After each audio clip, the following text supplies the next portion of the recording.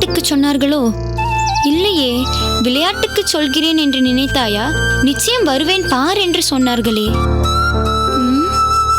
ஒருவேளை வந்துவிட்டு போயிருப்பார்களோ? ச்சே, நான் ஒரு மடச்சி. அவர்கள் அகம் எங்கே என்று கேட்டேனே. என் அகம் எங்கே இருக்கிறது என்று சொல்லியிருக்க வேண்டாமா?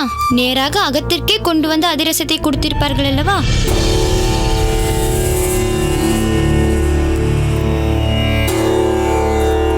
யார்?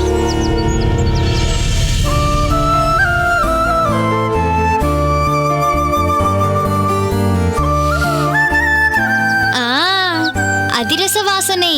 அதிரச மாமிதானே? நான் அதிரச மாமி இல்லையடி, காந்திமதி மாமி. நான் அகத்திற்கு புறப்படலாம் என்று இருந்தேன் மாமி.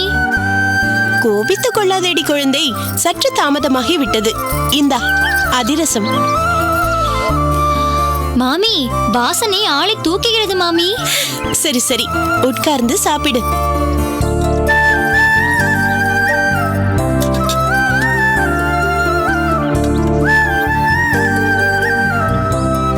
எதற்கு மாமி இவ்வளவு கொண்டு வந்திருக்கிறீர்கள்? பிறகு நீ மட்டும் சாப்பிட்டால் போதுமா?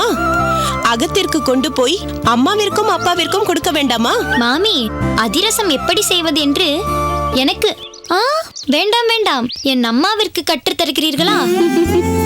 அடுத்த முறை எப்பொழுது வருவீர்கள் என்று சொல்லுங்கள்.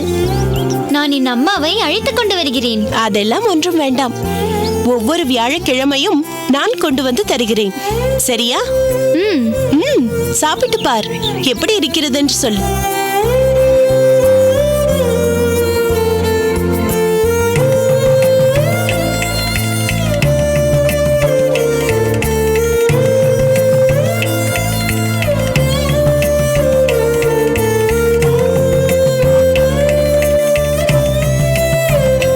தேவலையே, நீ ரொம்ப சமர்த்தடி. எதை சொல்கிறீர்கள் மாமி? உன் வயது குழந்தைகள் அதிரசத்தை அப்படியே கடித்துதான் சாப்பிடும். நீ பீத்தெடுத்து எச்சில் படாமல் வாயில் போட்டுக் கொள்கிறாயே. மாமி, கடித்து சாப்பிட்டால் எச்சில் படும் என்று என் அம்மா சொல்லியிருக்கிறார்கள். நான் அதை முறையாக கடைபிடிப்பேன். ஆமாம், உன் அம்மா வரவில்லையா? வரவில்லை. ஏன் தெரியவில்லை. அகத்தில் நிறைய வேலை இருக்கிறதோ என்னவோ. அடடே, இவள்தான் அந்த அதிசய பிறவியா? இல்லை இல்லை, அதிரச பிரியையா? அக்கா, இவள்தான் நீ சொன்ன தஞ்சமாம்பாளா? நீ சொன்னது போலவே துருதுருவென்று இருக்கிறாளே. தஞ்சமாம்பா, இவள் என் தங்கை பெரிய பிராட்டி.